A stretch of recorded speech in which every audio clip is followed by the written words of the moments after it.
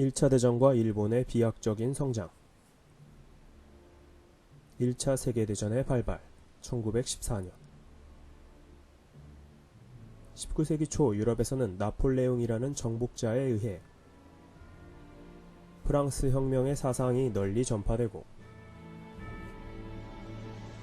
프랑스가 승승장구했던 원인인 민족주의를 두고 유럽인들이 크게 각성하여 자유와 민족주의 사상이 급속도로 확산되었다. 이로 인해 봉건 질서가 무너지고 근대적 국민국가가 등장하게 된다. 유럽에서 오늘날과 같은 국가의 개념은 불과 200년 전에 탄생했던 것임. 그 이전의 유럽에서는 국가 간의 경계가 불분명하고,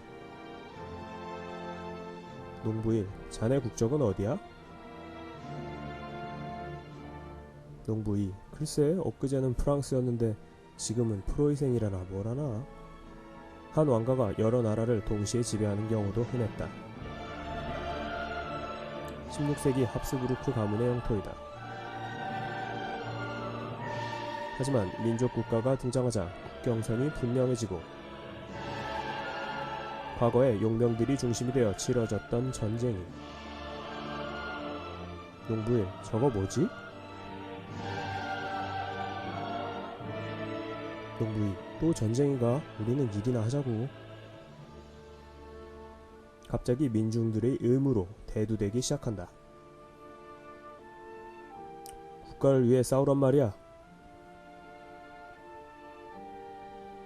또 산업혁명을 일궈낸 뒤라 과학기술의 발달과 생산력의 증대로 전쟁은 그 어느 때보다도 막강한 화력과 물량전으로 치닫게 될 가능성이 높아졌다. 가공할 위력의 살상 무기들이 대량 생산 방식으로 쏟아져 나오게 될 테니까. 무엇보다 자본주의가 크게 발전하고 있었다는 점에서 대규모 전쟁을 예고하고 있었다. 잉?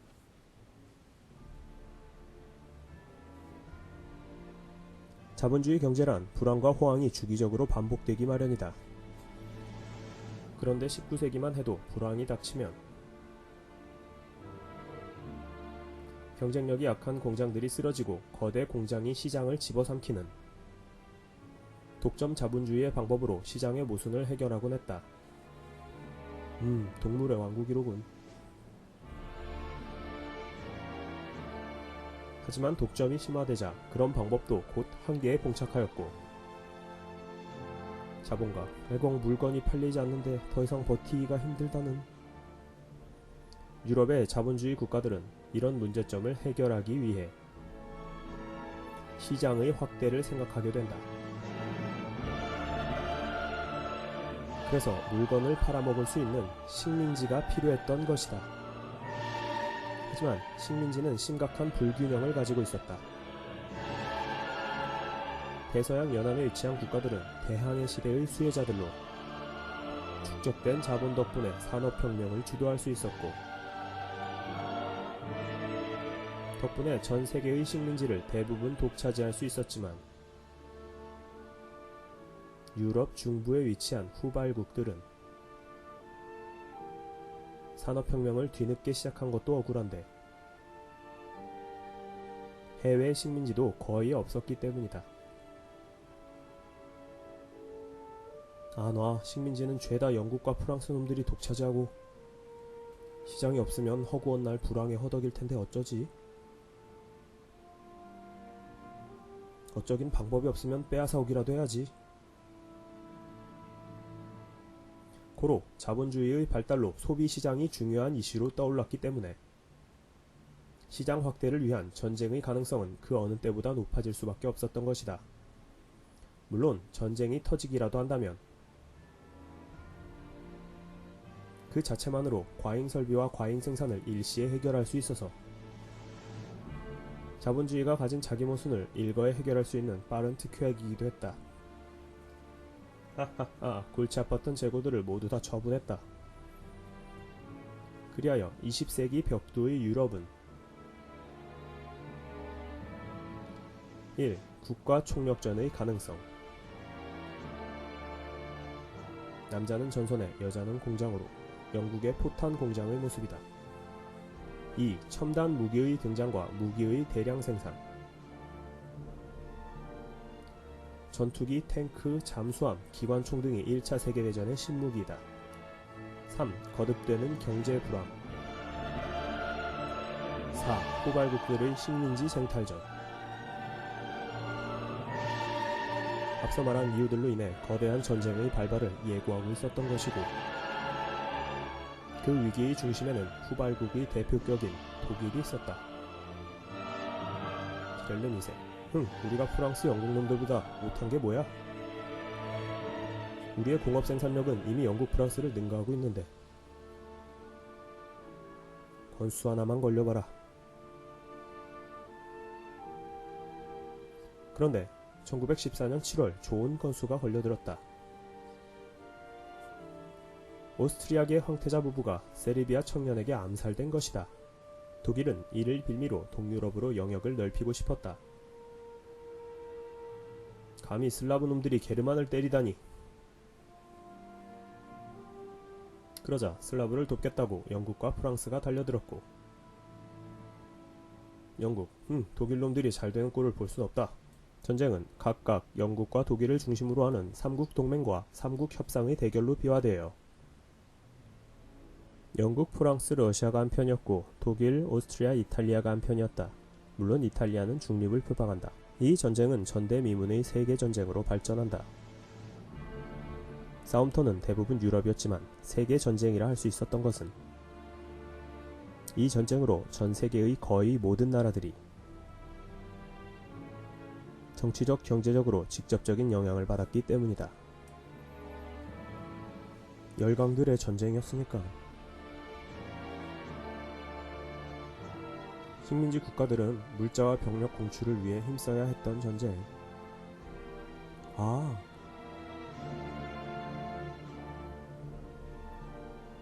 일본의 중국 침략 21개조 요구사항 1915년. 1차 세계대전은 제국주의 국가로 발돋움한 일본에게 있어서 절호의 찬스였다. 서구 열강의 관심이 온통 유럽 전쟁에 집중된 이때 아시아 대륙은 그야말로 힘의 진공 상태. 지금이 기회다. 중국을 접수하자. 때문에 일본은 영일 동맹을 빌미로 1차 세계대전에 참전하더니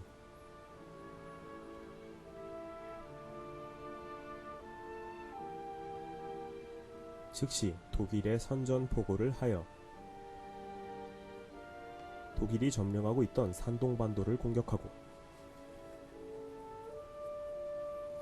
산동반도에 상륙하고 있는 일본군의 모습이다.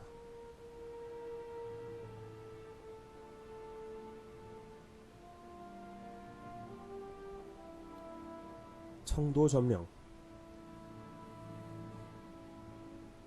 독일 식민지인 태평양의 남양군도를 점령했다. 하하하. 이때 연합국은 일본이 유럽에서 싸워주기를 바랐지만 일본은 아시아의 국한에 참전했고 그 중에서도 궁극적인 목표는 중국이었으니 흐흐흐. 유럽이 전쟁으로 혼이 빠져있던 1915년 중국의 원세계에게 대뜸 21개조 요구사항을 들이밀었다. 21개조 요구 조약문서의 사진이다. 내용은 이러했다.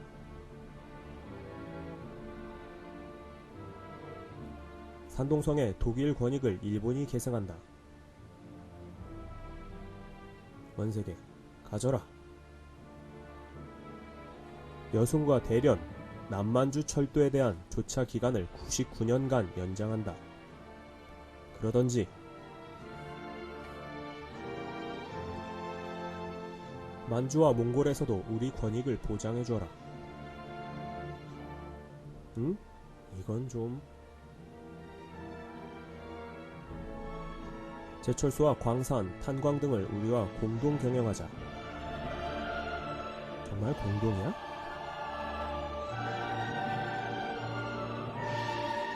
일본, 당근이지. 하지만 공동 경영이란 중국 사람들이 뼈 빠지게 일을 하면 이익은 일본이 모두 챙겨 먹는 식의 공동이었다. 칫.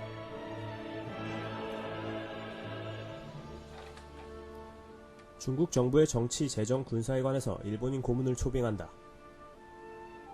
중국의 경찰 운영도 우리 일본과 공동으로 한다. 또 공동이야? 다 허약한 중국을 보호하기 위한 조치야. 어서 도장 찍어. 원세계, 안 돼! 싫어! 하지만 일본의 최후 통첩에 굴복하여 원세계는 결국 21개의 조항을 받아들이고 만다. 맞고 할래? 그냥 할래? 알았어, 때리지 마. 영국과 프랑스는 일본이 아시아에서 독일의 세력 확장을 억제하는 선에서만 활약해주기를 기대했건만 전쟁으로 눈코 뜰 새 없이 바쁜 틈을 타서